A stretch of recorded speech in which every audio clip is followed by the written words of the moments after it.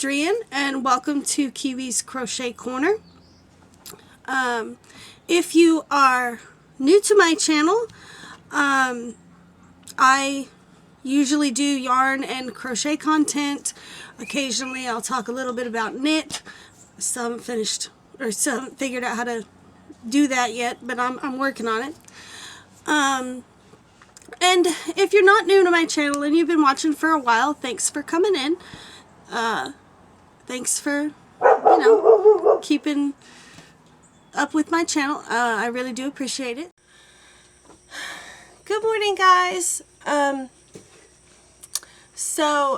Because of my work schedule, I am actually trying to record several videos today. So if you see me wearing this pink shirt a few times in a few different videos over the course of a couple days, that's why I'm having to record several and then schedule them out.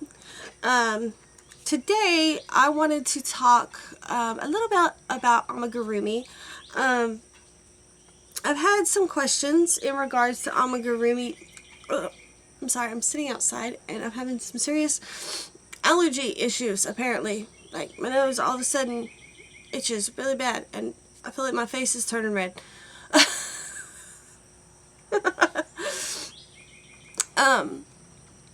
Anyways, lately I've had a few questions about amigurumi, and I did Gary the giraffe, and I guess maybe that's where some of these questions are coming from. And right now my main amigurumi project is a pug, and just so you know, I will leave links to all of the patterns mentioned in the description box. But right now my main amigurumi project is this little pug, which I finally completed his head. I haven't gotten too far on this guy because and then I'm still working on his body. Between all my other projects, I haven't really gotten too far on him. But can you all tell that his eyes are glittery? He's got glittery yellow eyes, glittery gold eyes. Anyways, so one of the questions that I had gotten about amigurumi was whether or not I yarn over or whether or not I yarn under when I make my single crochets. So hopefully I can hold this up and do this.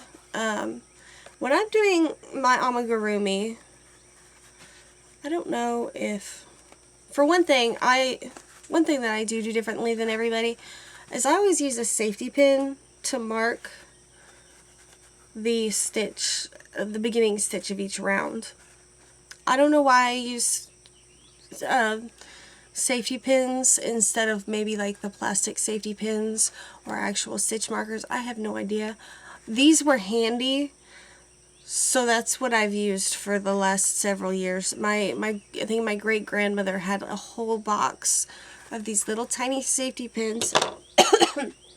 Excuse me.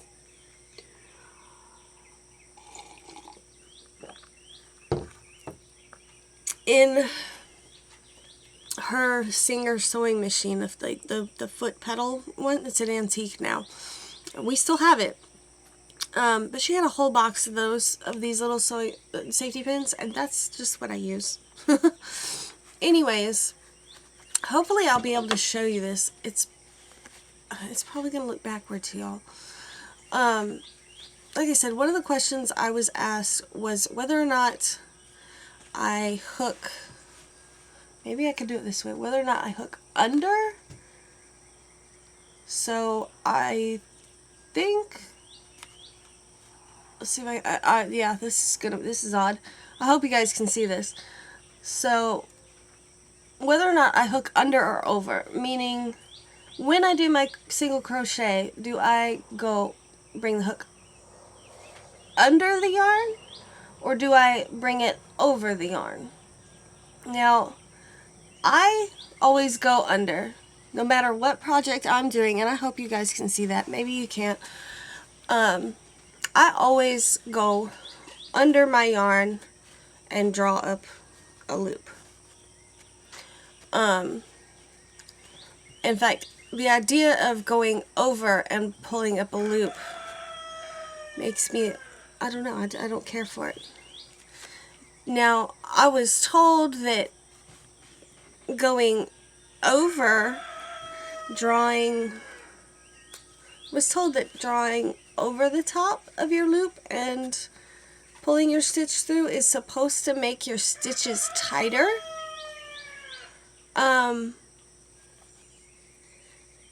Actually, I mean, but what I see is it changes your stitch anatomy is what I see. No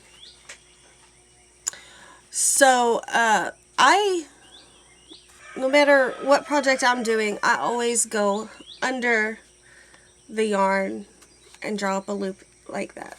I don't know if you guys seen it. Into the stitch, and I always draw under and pull up a loop, and then, but from what I can tell, if you go over the top of your yarn when you're yarning over, it actually changes the stitch anatomy from what I can tell. Now, as far as my stitches being so clean and so tight, I've had some questions about how I get the stitching on my amigurumi to be so tight and so clean you can't see through them. That has, in my head, it has less to do with whether or not it has less to do with how I'm doing the stitch and more to do with what I'm using as far as materials. Now, for the pug project, I am actually using a vintage yarn. It's a vintage worsted weight yarn. And hopefully I will not run out of this color. And it's just called Off-White. I found it at the thrift store, and there is the name brand. I think that's the name brand if anybody is familiar with it. But it's 100% acrylic. Usually with worsted weight or 4-weight yarns, when it comes to amigurumi, I would use a 3.5 millimeter, maybe a 3.75. That's how much I would size down my hook if I were working with a weight 4 yarn. Because this one is a vintage yarn, it is a little bit thinner than what we have for weight 4 yarns now. Or maybe it's just because it's old. I'm not really sure. But I sized down to a 3 millimeter hook. So I'm actually making this little pug with, and this is also a vintage yarn, a vintage acrylic weight 4 yarn. I am using a weight 4 yarn with a 3 millimeter hook. Now, that being said, all yarns come with a most yarns come with a recommended size hook. The way to keep your stitches close and tight is to size down to a much smaller hook. That is how I get my stitches so close and so tight. Typically, I would not size down to a 3 millimeter if I were working with a weight 4, and I say that, I can't stress that enough, because even with this yarn being a little thinner than what, you know, it's kind of on the thinner side of a weight 4. I feel like now that I'm halfway or partially the way into the project that I should have stuck with a 3.5 millimeter. The reason being is if you size down too far, it causes unnecessary strain on your hands. If you don't size down enough, your stitches will be spaced out and you'll get holes where your stuffing will be visible. Also, another thing about when you size down to do amigurumi, if you size down too far and it is a project like this that requires huge eyes, these were such a pain to get through the stitch holes. The holes for the stitches are 3mm. You know, in between the stitches is, I would assume, is probably about 3mm.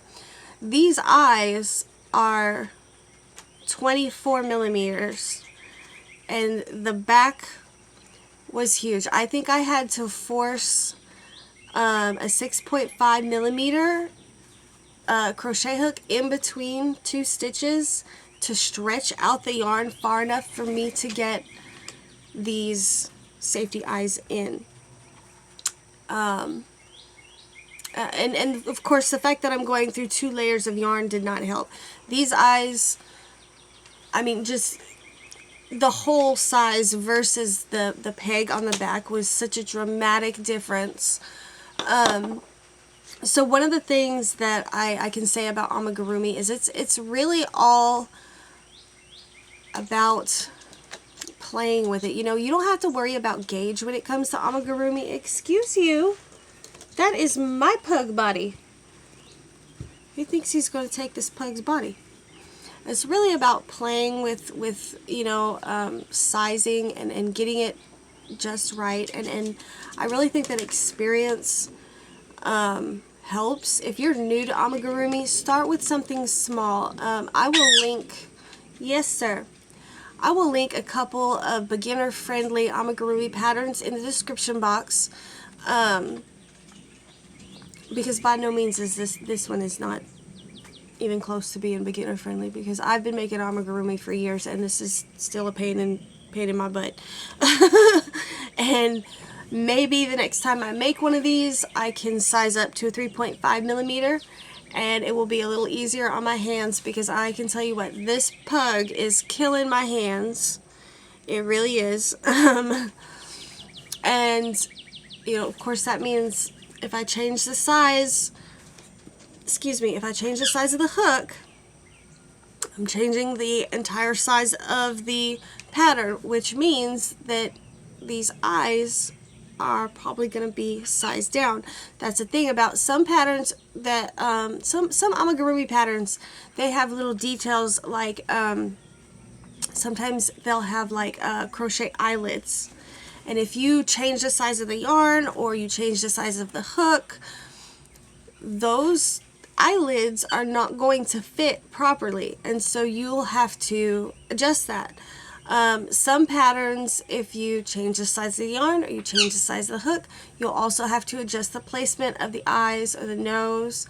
You know, amigurumi is a lot of, you know, playing around with size. Is a lot of hit and miss. And I think, I honestly think it just takes experience to be able to know how to do that stuff properly the first time. You know, I mean, like I said, I've been doing this for years, and now that I'm halfway through this project, I feel like I should have just stuck with my usual 3.5 when it comes to a worsted weight, because that's kind of my rule of thumb. If I'm using a worsted weight yarn for an amigurumi project, I'm using a 3.5mm hook. Now, if I'm using DK, then I'll switch to a 3 DK or a weight 3 yarn. I'll switch to a 3mm. And then anything thinner than that, I kind of play it by ear, depending on the yarn. Another thing about amigurumi is most of the time amigurumi is done in either cotton, a cotton blend, acrylic, or 100% acrylic. I have found that it's okay to use other yarns to make amigurumi. Play around, see what, you know, works and what doesn't. Sometimes you can get really cool effects by using, you know, a wool blend or a, you know, I mean, a wool cotton blend I mean, that would give you a really cool effect. I mean, that wool might even be a little bit fuzzy. Now, of course, you can get cotton and acrylic yarns that are like that too, but I know that a lot of people think that amigurumi can only be done in cotton or certain acrylics. I, for one, am not a believer of that. Go out there, play with your yarns, play with different fibers. Don't get me wrong, you know, wool is an amigurumi toy made out of wool is probably going to stretch, and you're going to want to really make sure that you don't overstuff it. However, over the years, any stuffed animal stretches, whether it's crocheted or whether it's made with fabric, I mean, that's just wear and tear. Now, will wool, you know, probably stretch out, or, you know, sooner than what a cotton or acrylic yarn would? Probably. But if it's for a piece that's just like an heirloom piece that's just gonna kind of sit on the shelf, get creative with it. You know, different fibers give you different textures, and you know, I don't see what the problem is with that kind of thing. Like, play around with it a little bit. And another thing that I will say about amigurumi is you don't have to always use these plastic safety eyes. There are ways, there's many patterns out there to crochet flat eyes. There is also the French knot, which I have used a few times, because, you know, these plastic safety eyes, as they're called safety eyes, but I would not recommend them for a child under the age of 2 just because of the chewing factor. But there are ways to get around that. You can make some absolutely beautiful crocheted eyes that you would sew on. And then the French knot, which I'll link a tutorial to that below as well, I've used, and I feel like that gives amigurumi pieces kind of more of like an old-timey type feel to them without having to use like a button. But that is all I can think of right now as far as amigurumi goes. And I hope that helps to answer some of your questions on stitching. I know I kind of went off into other things that were still kind of related to amigurumi, but the biggest thing is to get those close, tight stitches.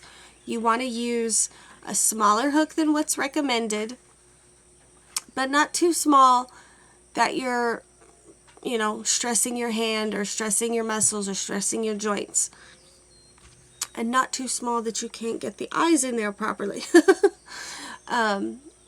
No overstuffing, because overstuffing is going to stretch those holes out, and then you'll be able to see your stuffing. And play around with your fibers. Like, definitely do that. Play around with holding, you know, one strand, and then play around with holding 2 strands together. I actually have a goblin pattern that I am holding 2 strands of weight 4 yarns together, and I'm using a 6mm hook on that one. Maybe eventually we'll probably see it in a Whip Wednesday video, but it's been sitting in the unfinished amigurumi basket for a while. Anyways, guys, this video has gotten long enough, so I am going to let you guys go for now. For those of you that had emailed me in the last, I don't know, couple of weeks, well, month or so, since I feel like I've been getting these questions since I started doing Gary at the beginning of May. I hope I answered some of your questions. Like I said, I will put some links and some tutorials for any beginners that want to try out Amigurumi in the description box. Yeah. If you found it informative, please give it a thumbs up. I'd really appreciate it.